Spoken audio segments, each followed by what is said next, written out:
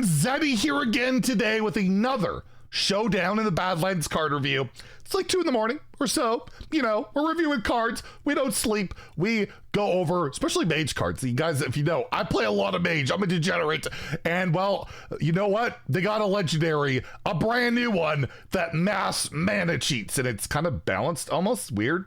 They put some words on it they normally don't do. We also got the EXCAVATE legendary payoff, which also cheats a bunch of mana, so we're gonna cheat a lot of mana. There's an elemental, we know all the EXCAVATE cards, and well, we're gonna, if you want to win these cards, you want to cheat a bunch of mana, I'm giving away 2 regular pre-orders, 2 mega bundles out of my pocket. All you have to do to enter that giveaway, like and comment in the video, in the description below. Be subscribed to the channel. We are just under 700 subscribers away from hitting that 75,000 milestone, and if we do that by the end of BlizzCon, I will add another mega bundle, so hit that sub button, make me go broke. So let's take a look at the new card, starting off with one that's like actually overcosted. What? Cryopreservation, a 2 mana frost spell. So we already knew the other EXCAVATE card for Mage, which is like a 6 mana 4/4. It's like Meteorologist, deals a bunch of damage for the cards you're holding. It's pretty good. It's definitely been its standard mana cost for that style of card.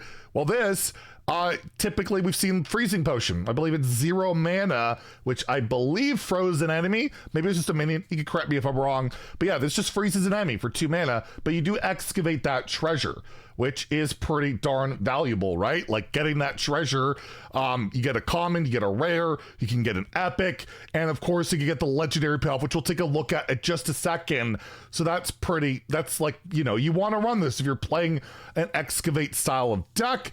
And on top of that, this is discoverable. It's a spell. It's very easily discoverable, in particular, Infatize the Maxitude. So even if you're not playing an excavate deck, you can discover this 4 times pretty reliably. Well, not super reliably, but reliably, and get that legendary payoff without even having to play excavate. But yeah, 2 mana is very expensive for this effect, in my opinion. Like at 1 mana, it felt probably a lot better. At 2, it's gonna be pretty rough. I will give it a 3 out of 5 in standard, just because I do think excavate is that cracked, is that nuts, and the payoff again for Mage is pretty ridiculous. So yeah, I'll give it a 3 out of 5 in standard. But in wild, we have like Quest Mage, Secret Mage, all this degenerate crazy stuff. Don't think it's quite gonna make the cut. I don't think like value with insane mana cheat and stuff will work there in Mage, but again, you never know. The rewards seem just so crazy that maybe it just is worth playing a 2 mana freeze. I don't know, but it is pretty darn expensive for the effect. And if you've managed to excavate twice, you can play the Reliquary Researcher, a 4 mana 3/5 epic battle cry. If you've excavated twice, cast 2 random made secrets. That is really good. That is a really strong effect, especially when, you know, everybody's favorite card, Objection, is currently in standard. Explosive runes, you've got counterspell, shield, is it shield barrier, ice barrier, as well as Vengeful Visage is like the only really kind of bad pull at the moment. Maybe there'll be another Mage secret in the next batch of reveals. There's still more Mage reveals later today. Stay tuned, #ad. And yeah, I mean, you get this on curve, it's cracked. It's insane. If you play a 4 mana 3/5, get 2 secrets randomly, super good. I mean, Rogue can do that already with their 4-drop, and that's crazy. And Rogue secrets are not quite nearly as good as Mage ones. That's why they run that secret that lets them discover a Mage secret, because those are the really good ones, right? So really good card. It's just how often can I actually excavate on curve? Not very often. I think you have the 2 mana free spell, you have the 2 mana 1/1, and then the neutral option is more expensive than this. The other Mage option is more expensive than this, but even off curve, it can be still very strong, disrupting stuff, just being really annoying. And you can run 2 of these. Once this gets online, it's pretty darn good. I'm giving it a 3 out of 5 in standard. Again, 2 out of 5 in wild, where yes, Secret Mage is a thing, but there's a lot of worse secrets. And again, I don't think you want to run excavate in wild, but overall, I do think, yeah, if you're playing a full-on excavate deck, you're gonna want to play this because the reward is, yeah, it's pretty good. And the reward, which by the way, again, this is not a collectible card. You get this after excavating 4 times. You get your common, your rare, your epic, then your legendary, and then you start over. You get the Azurite Hawk, a 4-mana 5/5 elemental beast, and it is an elemental, so if you're playing like an elemental excavate mage, that can work out for you because it's about chaining elementals and all of that. Battle cry, get a random titan. It costs 1. Yogg has already been unnerfed, almost. He's not 0, but he's 1. That's pretty darn ridiculous. And we all know Titans, like, none of them are really bad. None of them are bad. Even the warrior one, at worst, still could, like, even draw you your mage weapon if you're running that too. Really insane. Very reminiscent of Queen Ajara, which had that, like, 3-mana option off of her to get the 1-mana Colossal. I'd argue Titans are better than Colossals on average. You can combo this with your own, like, reverberations if you want. But yeah, the Priest Titan and Mage, terrifying. And we haven't seen what randomly generating Titans is really like, because you can't. Well, this way you can. It gets around that by just saying you get a Titan, it costs 1. This card payoff seems absolutely, again, incredible. All the payoffs seem really strong. This isn't Warlock insane where I'm wondering if the Warlock one gets nerfed because you start bouncing that. You just literally murder your opponent. This one doesn't murder your opponent, but you get a bunch of value and a Titan that does something, and you don't get to discover it. There is that. You don't get to discover it, so you're kind of at the will of pure random. And what is there, 11 Titans? You know, you got a 1 in 11 shot to get whatever you're maybe hoping for, but a lot of them are going to be really good for you. Some are going to be outright broken. I'm going to give this a 4 to 5 in standard, a 2 to 5 in wild. Again, you could play infinite turns in wild, right? Like, there's so much more crazy stuff you can do. But again, not collectible. We're rated anyways. I do think it is pretty darn insane. We also have the Overflow Surger, a 4-mana 3/2 elemental. Wow. What are those stats? But wait, there's text on the card. Battle cry, summon a copy of this for each turn in a row you've played an elemental. So you played 1 elemental the prior turn. It's a 4-mana 6/4. That's pretty good. And then after that, you just keep adding 3/2s onto it. You can have a full board of 3/2s. And if you somehow hand buff this, it's a copy, so you get the stats on top of it.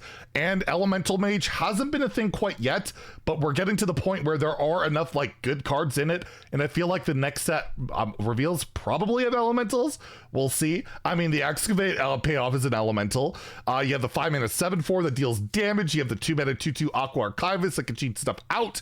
And we also have lots of ways to generate elementals in Mage in particular, like that 1-mana spell that gives you a 1, 2, and 3 cost elemental can help you get to this and do some pretty good stuff. I'm not, like, blown away by it, but it can be a lot of stats. The only issue is, in particular for me, is the 2 health, meaning that a Holy Nova, Consecration, a lot of AoE effects can just wipe it right away. Even if you get a bunch of them early, that can be an issue. But I'll give it an optimistic 3 to 5. I miss Elemental Mage. I kind of wish it was a bit of a thing. Hasn't really been a thing since, like, Ungoro, when after they made Jaina, right? And they had Lifesteal and all that.